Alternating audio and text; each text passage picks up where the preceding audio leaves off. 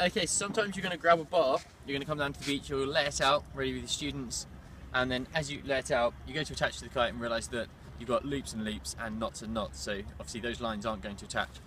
What you don't need to do is pack it all up and go and get another bar. What we can do is we can just change the pigtails over. So they, as you should know, are these bits at the end of the lines. Occasionally you're going to find them stitched on, but most of the time they should be like this one, detachable. So you can see they're just fixed on with those double loops. Just take the line, pigtail, pull it apart. So you can see this is the one with the knot on it. This is actually a loop knot.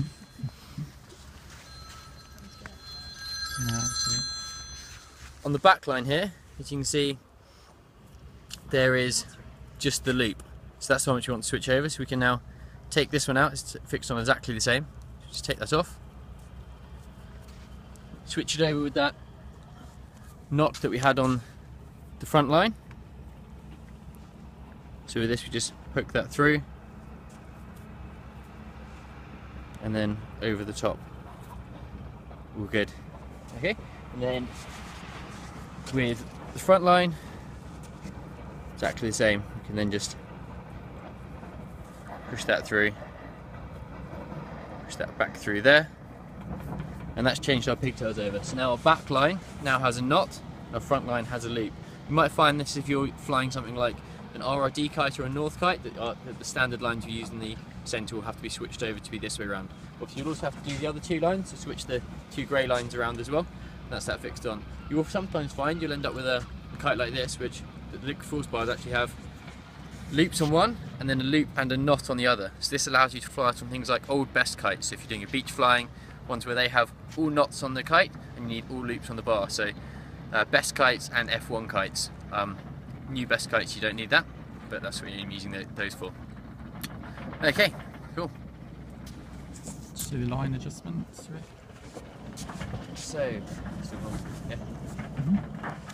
Other times you're then going to have your kite set up, you go to launch it, and the bar's just sitting off at an angle. It's not sitting flat. It's not actually the outside lines that are usually uneven. It's normally actually the two front lines. Best thing to do is to land your kite. Make sure you've untrimmed your kite so it's not depowered or anything like that. All those trimmer straps sorted out. Have one person hold the bar. And then what you're going to do is the two outside lines first, just to check them. They're usually equal ones. Occasionally they're not. So you're going to be pulling those and you see these two are nice and equal. So then we'll go and check those front lines. These two front lines, check them. As you can see, this one on my right hand is a little bit shorter. There's a few ways that we can adjust this. There's the knots down at the bar end, which we'll go through in a second. The other, often simpler option is actually to put some pressure and pull slightly on this bar. So let the person know down the other end. So it's going to pull this one, and I'm just going to give it a bit of a pull. Not too hard, you actually stretch a lot easier than you think. And then pull them tight again, and now they're equal. Let's go down to the bar end. Okay.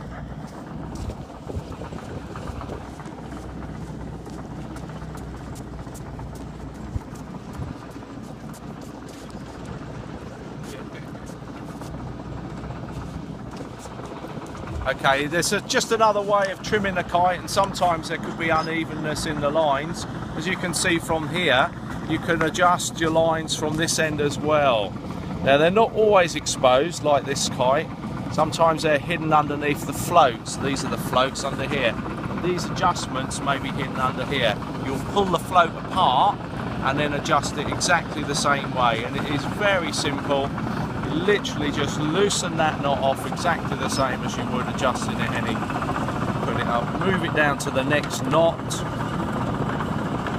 and then move it along, and that will help adjust it. Now you can use it for trimming, so it'll trim the back lines in a little bit tougher if you want it for higher or lower winds. You can also make your own knot in there if it's not quite right and you want to adjust it. But whatever you do, I suggest you put it back at the end of the lesson to what it was, so that you can readjust them and stretch them out again, so that, because the next day is not going to be the same as today. So if you make adjustments for trim, please reset them back again for the next day so they're on the standard setting for everybody else. Cool.